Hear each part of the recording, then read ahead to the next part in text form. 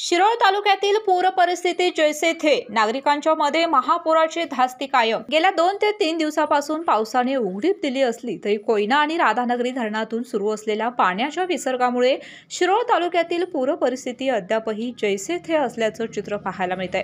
आज दुपारी 12 वाजल्यानंतर कोयना धरणातील पाण्याचा विसर्ग वाढवून 42,000 क्युसेक इतका करण्यात आलाय। त्यामुळे शिरोळ तालुक्यातील नागरिकांमध्ये महापुराची धास्ती कायम राहिली आहे। अलमट्टी धरणातून सध्या 3 लाख क्युसेक इतका पाण्याचा विसर्ग चालू आहे। तर मग शिरोळ तालुक्यातील महापुराचे पाणी का कमी होत नाही असा प्रश्न नागरिकांच्या मध्ये उपस्थित होतोय।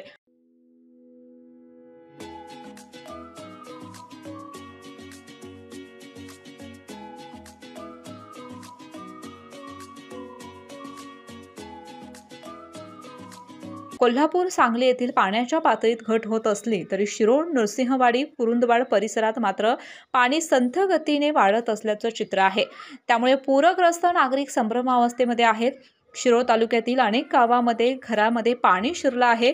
नृसिंहवाडी येथील संपूर्ण बाजारपेठ पुराच्या पाण्याखाली गेली आहे। अनेक हॉटेल्स मंगल कार्यालयात पुराचं पाणी शिरलंय।